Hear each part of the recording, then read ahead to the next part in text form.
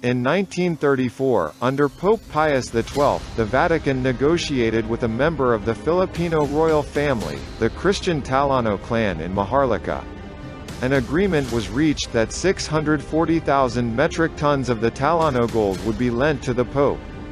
This was part of that gold accumulated by the Southeast Asian Srivijayan Madjapahit Empire during its glorious reign of 900 years.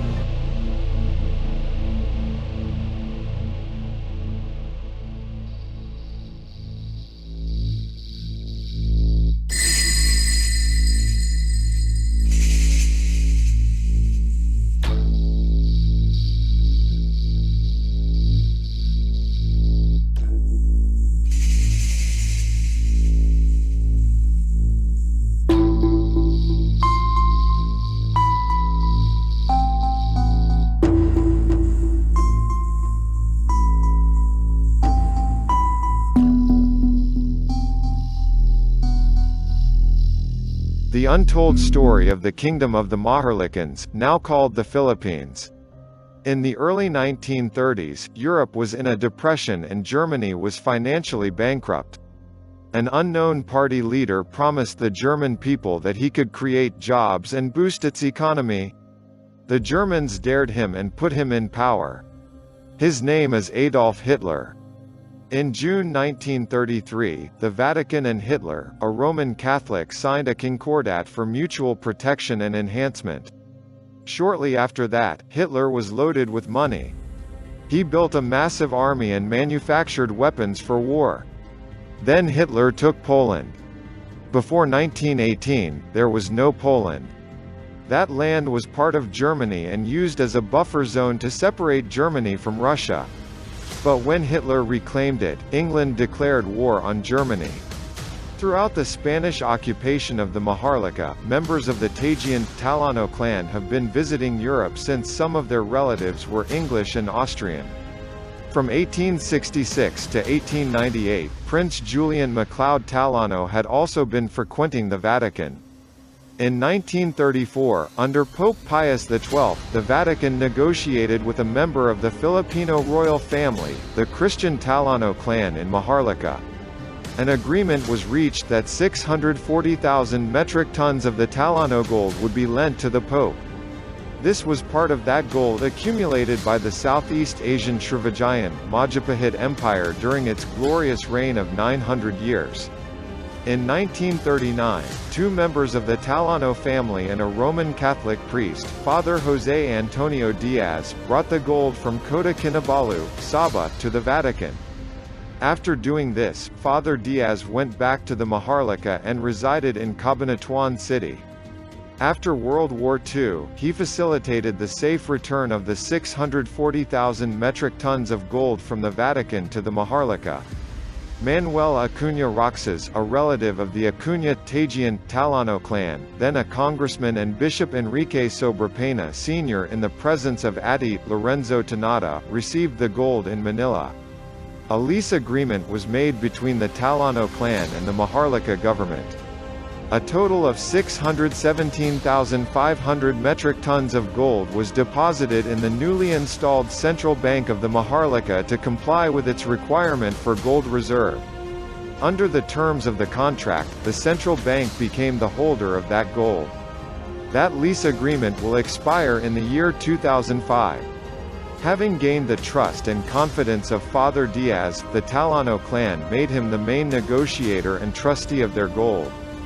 Father Diaz, in turn, hired the services of Adi Ferdinand E. Marcos, then a highly recommended brilliant young lawyer, having attained notoriety when he successfully defended himself in the Nalundasan case in 1939. The Tallano clan paid commission to Father Diaz and Adi Marcos in gold, 30% from the principal of 640,000 metric tons. In 1949, the two richest men in the world were Father José Antonio Diaz and Adi Ferdinand E. Marcos. Between the two of them they legitimately earned and owned 192,000 metric tons of gold. Ferdinand Marcos withdrew their share of the gold from the central bank and minted it Rp. CB. Sometime later, Father Diaz and Marcos brought their gold to Switzerland, in the Swiss Bank Corporation in Zurich. The remaining 400,000 metric tons of Tallano gold is in the third-floor basement of the central bank minting plant in East Avenue, Quezon City. There are 950,000 metric tons of gold, declared missing in the International Court of Justice picked up by Yamashita from its European ally, Hitler.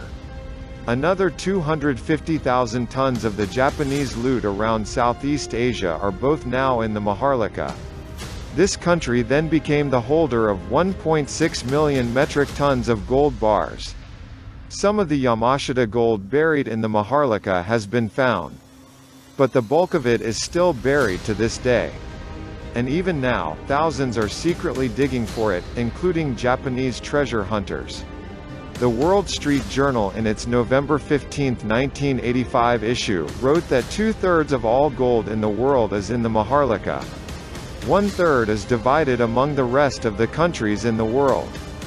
Very few Filipinos know this. When Marcos took over the government in 1965, the Maharlika had a foreign debt of $13.5 billion United States dollars.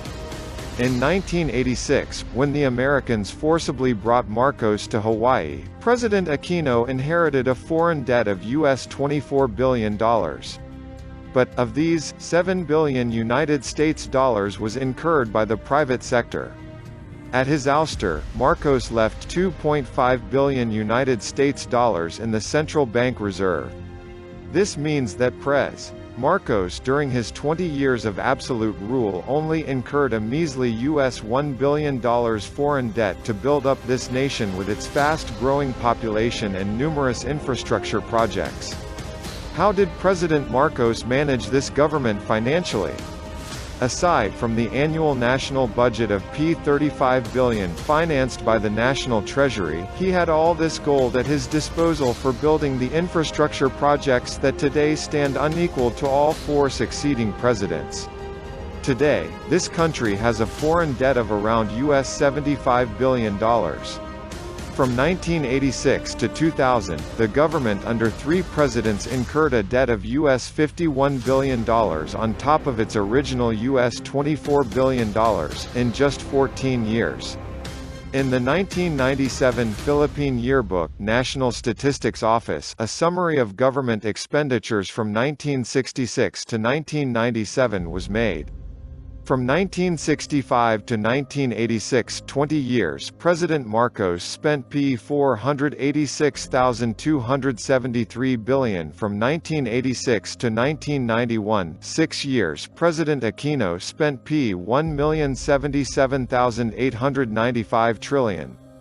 From 1992 to 1997, 6 years, President Ramos spent $2,237,907 trillion. Between May 14 to June 5, 2003, a nationwide survey report conducted and administered by Asia Pacific Periscope put out this question: among our presidents, who do you think had done most for the country? The results were, Marcos 41%, Magsaysay 15%, Aquino 6%, Ramos 6%, Estrada 4%, Arroyo 2%, Quezon 0.3%, Quirino 0.3% and 22% could not give any name. Margin of error was plus or minus 2.7%. When Father Jose Antonio Diaz, alias Severino Sta. Romana, died in 1974, all that 30% commission in gold became legendary Marcos Gold. After providing for his family and Marcos' letter of instruction, the whole wealth derived from this was supposed to be given to the Filipino people. This was the Marcos wealth that some politicians and churchmen kept on saying was the ILLGOTTEN, Marcos wealth that until today is in Marcos' secret accounts. On April 9, 1973, Marcos said, "My earthly goods have been placed in the custody and for the disposition of the Marcos Foundation dedicated to the welfare of the Filipino people." The Philippines is the richest nation on earth. The wisest royal bloodlines on earth.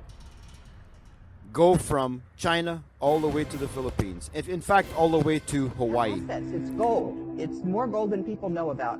It's over 1 million metric tons of gold. These are the 350,000 documents used against me. Now, all of that, all the mines, all the banks of the world, 170 banks of the world. And I have the bill of lading. And these are all U.S. government exhibits. Just to show you the bill of lading. How much is $240 million? Oh my goodness. Is it million? Billion? Billion. Billion? 240 billion? Only one shipment. And these are plenty of shipments, even 5 sketches. When we started, it was $32 and then $35. An ounce of gold. She's talking of gold. Now it's 1,300, 400, 500, 600, 800, nag-iiba-iba eh. Iba-iba. Ounce yan. How many kilos? And we are sitting on gold.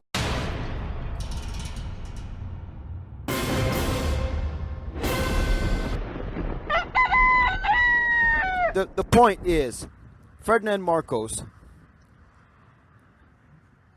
I want you to follow my radio show so I can teach you the history of the father of the Philippines, Ferdinand Marcos. I've studied this all my life, on and on and on and on, learning and learning, and it's all coming true now. It's not a legend. It's not a urban legend. It's reality. The Philippines is the richest nation on earth. The wisest royal bloodlines on earth go from China all the way to the Philippines. In fact, all the way to Hawaii. And you can't argue with me because I know the truth.